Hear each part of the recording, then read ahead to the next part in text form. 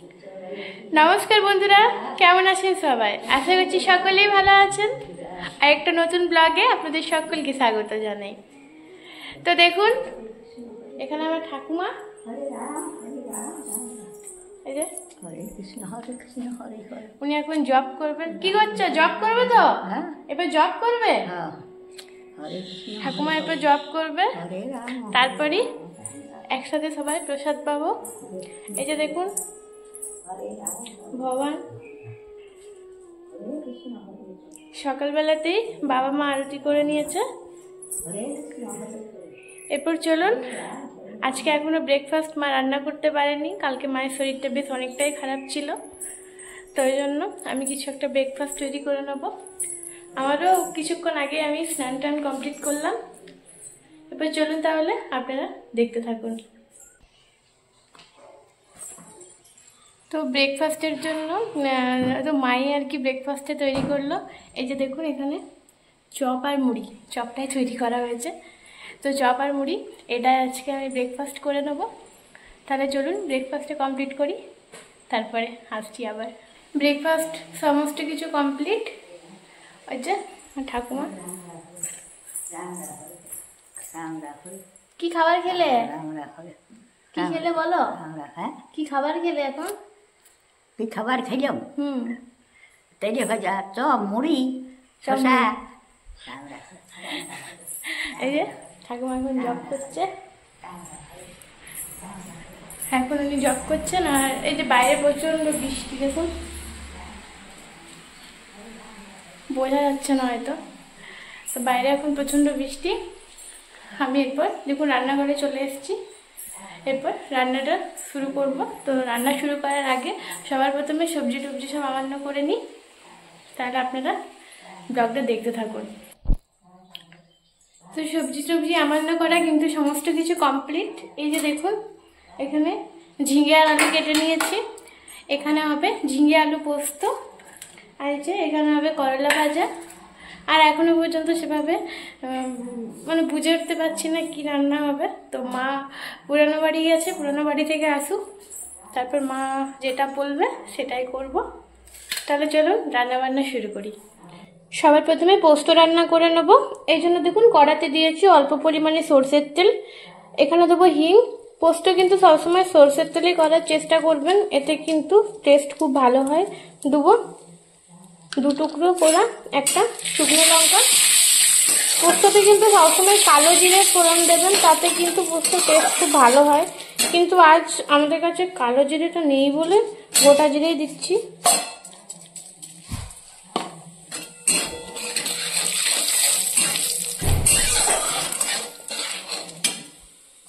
সবার প্রথমে আলুর টুকরোগুলোকে লাল লাল করে ভেজে নিতে হবে। আর পোস্ততে আলু কখনো সেদ্ধ করে ব্যবহার করবেন না, ভেজেই কিন্তু করবেন। লাল লাল করে এগুলোকে একটু ভেজে নেব। এটা লাল লাল হয়ে গেলে পরে ঝিঙেগুলো দিতে হবে।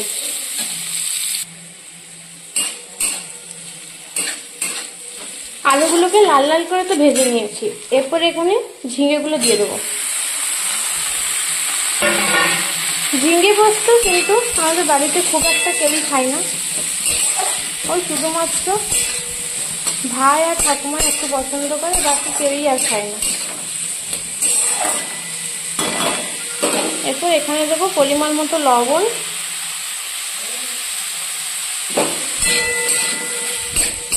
এই লবণটাকে হয়ে যাবে, ঝিঙে যেহেতু কমে যায়। এরপর এটাকে ঢাকনা দিয়ে করতে দেবো। এরপর দেখুন এখানে আমি পোস্তটা বেটে নিচ্ছি।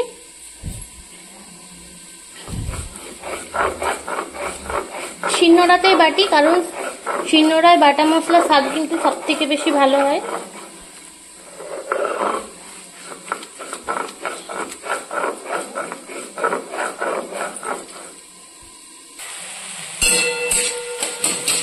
দেখুন ঝিঙে আর আলুটা কিন্তু একদম সেদ্ধ হয়ে গেছে। এরপর এখানে দিয়ে দেবো আগে থেকে বেটে রাখা পোস্ত।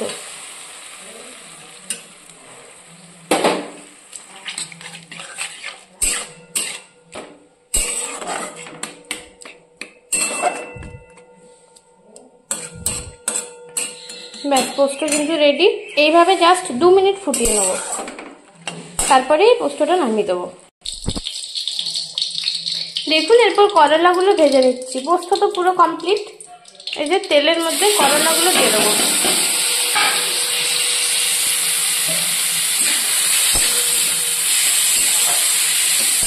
অনেকে একটু করলা ভাপিয়েও ভাজেন, মানে ভেজে নেন, কিন্তু এটাও ভালোই হবে। এইভাবে এটাকে ঢাকা দিয়ে রেখে দিতে হবে। কিছুক্ষণ পর লবণ আর হলুদ দিয়ে ঢাকা দিতে হবে। তো আপনারা তো দেখলেনই পোস্ত আর ওই যে করলা ভাজাটা হচ্ছে ওই যে গ্যাসের মধ্যে, আর পোস্তটা একদম কমপ্লিট। তো এরপর আজকে আমি আর বেশি কিছু রান্না করব না, বাদ বাকি যা করার মা করবে। কারণ আমার তো খুবই সামনে এক্সাম, এই 11 তারিখ থেকে। তো তার জন্য আমাকে একটু পড়াশোনা করতে হবে। তাহলে আমি এখন পড়তে বসবো, আর আপনাদের সঙ্গে আবার দেখা হবে বেশ কিছুক্ষণ পরে। গুড আফটারনুন বন্ধুরা। দেখুন এখন বাজে ঘড়িতে ওই মোটামুটি 5:40 এরকম। তো আমি তখন আর কি সাথে ঘুমিয়ে পড়ে, মানে একটু জাস্ট রেস্ট নিচ্ছিলাম, মাথাটা প্রচণ্ড পরিমাণে ব্যথা করছিল। তো চলুন এখন আমি রান্নাঘরে যাব, বিকেলের জন্য একটা সুন্দর স্ন্যাক্স বানাবো, একদম ঘরোয়াভাবে পাপড়ি চাট। তাহলে চলুন আপনারা দেখতে থাকুন। দেখুন পাপড়ি চাটটা তৈরি করে নেবো। এই জন্য এখানে নিয়েছি ওই 200 থেকে 250 গ্রামের মতো ময়দা। এখানে দেবো অল্প পরিমাণে সুজি, জাস্ট অল্প পরিমাণে দেবো, খুব বেশি দেবো না। এরপর এখানে দেবো অল্প পরিমাণে কালো জিরে,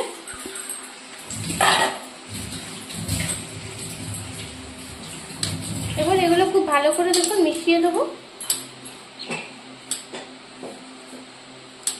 এখানে কিন্তু কোনো প্রকার লবণ দেওয়া চলবে না, লবণ দিলেই কিন্তু এটা একদম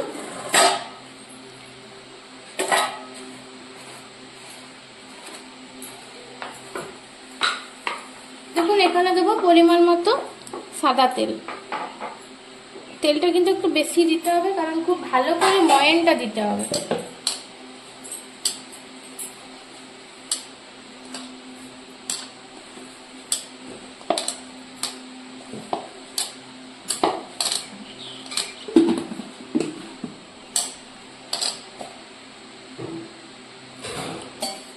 একটু জল দিয়ে এটাকে ভালো করে মেখে নেব। শক্ত করে মাখবো, কিন্তু খুব বেশি নরম করা যাবে না।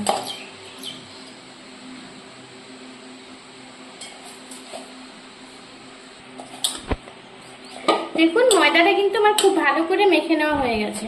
এরপর এটাকে আমি কিছুক্ষণের জন্য রেস্টে দেবো, একটা উপর থেকে ঢাকনা দিয়ে দেবো। চলুন ঘুগনিটা তৈরি করে নিই।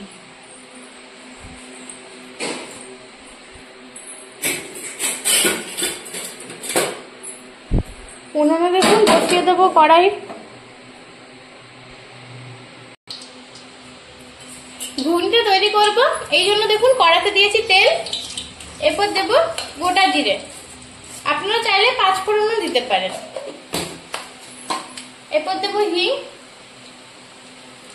নিরামিষ যে কোনো রান্নাতে কিন্তু আমি হিংটাই ব্যবহার করি, এতে কিন্তু রান্নার টেস্ট কিন্তু খুবই ভালো আসে, এটা আমি বারবারই বলে থাকি। এরপর দেখুন এখানে দেবো টমেটো আর কাঁচা লঙ্কা। চাইলে টমেটোটা বেটেও দিতে পারেন, এখনকার টমেটো তো ঠিক মতো সেদ্ধ হতে চায় না।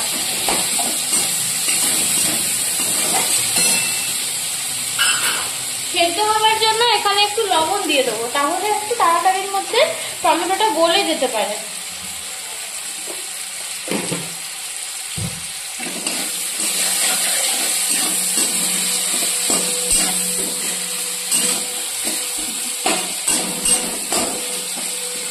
এরপর এখানে দেবো আদা বাটা,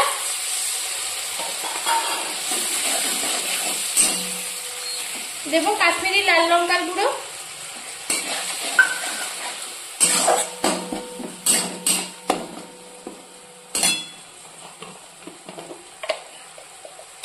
দেবো 1 চামচের মতো জিরে গুঁড়ো,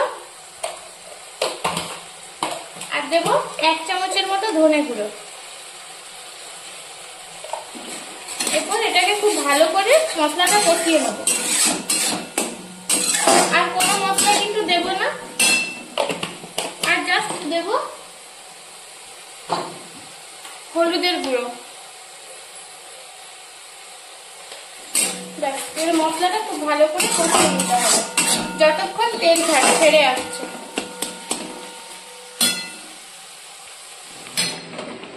দেখুন ঘুগনিটা কিন্তু আমার হয়ে গেছে।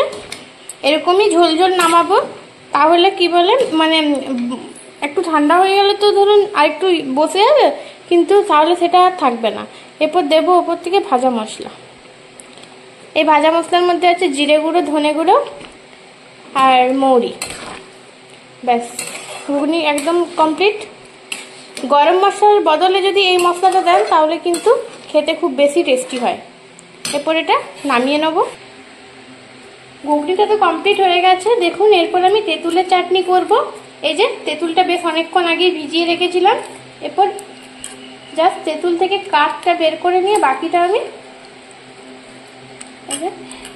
বাকিটাতে আমি তেঁতুলের চাটনি বানাবো।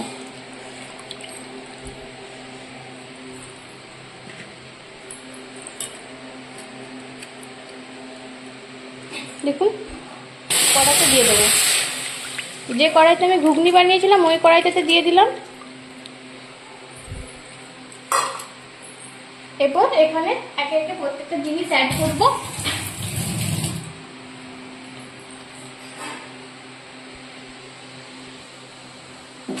সবার প্রথমে দেবো কাশ্মীরি লাল লঙ্কার গুঁড়ো,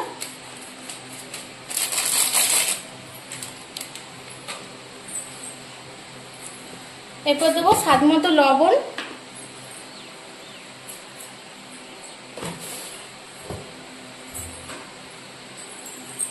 এরপর এখানে বেশ অনেকটা পরিমাণে চিনি দিতে হবে, তার কারণ এই তেঁতুলটা একটু টক।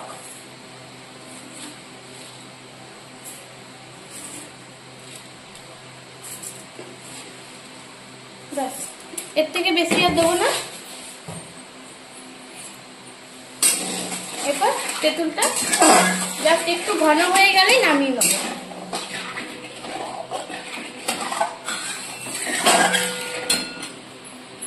আমি লিচিটা কেটে নেব। তেঁতুলের চাটনিটা রেডি হোক। দেখুন আগের থেকে কিন্তু নরম হয়ে গেছে।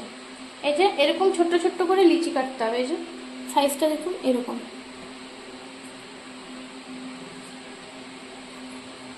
এরকম করে প্রত্যেক কটা লিচি কাটবো। প্রত্যেক কটা লিচি আপনারা তো সাইজটা দেখলেনই, এরকম ছোট ছোট করে প্রত্যেকটা লিচি আমি কেটে নেব।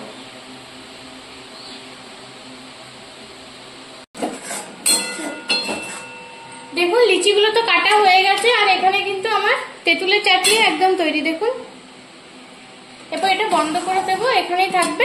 আর এখানে দেখুন আমি মানে পাপড়ি চাটগুলো ভাজার জন্য তেল গরম করেছি। এরপর এখানে দেখুন পাপড়ি চাটগুলো বেলে নেবো, এই জন্য এখানে একটু তেল নিয়ে নিয়েছি। আর এই যে এগুলো সব করে রেখেছি, এখান থেকে দেখুন অল্প অল্প নিয়ে ভালো করে বেলে নেবো।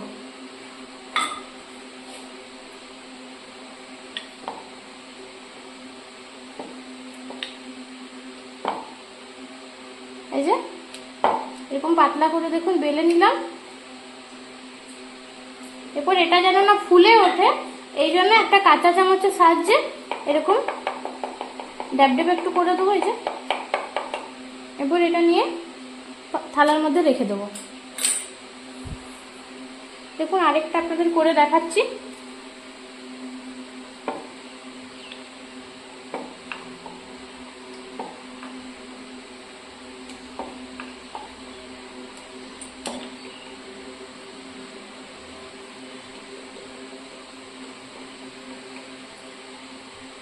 তাহলে চলুন একইভাবে সবগুলো বেলে নিই, তারপর তেলে ভেজে নেব।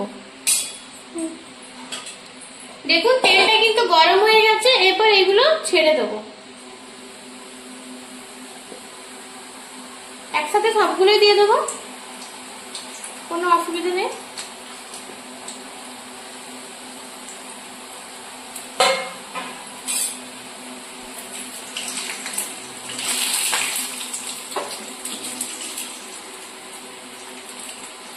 এগুলোকে লালচে করে ভেজে নিতে হবে।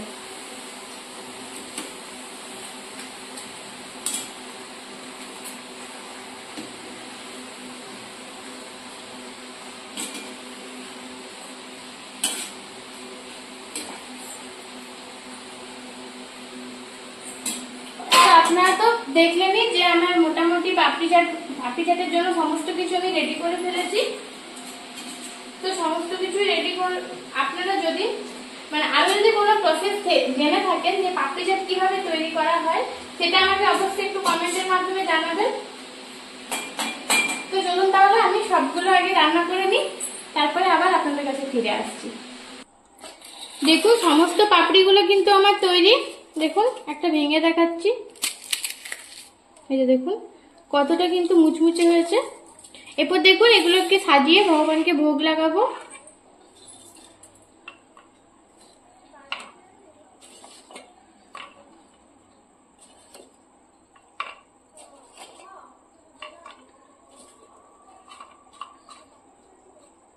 এরপর এখানে দেবো এই যে ঘুগনিটা তৈরি করে রেখেছিলাম, সেটাই দিয়ে দেবো।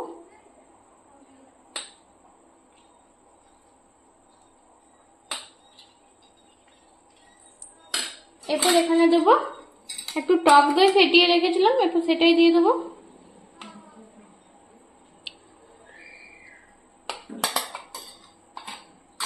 এরপর দেবো অল্প পরিমাণে চাট মশলা।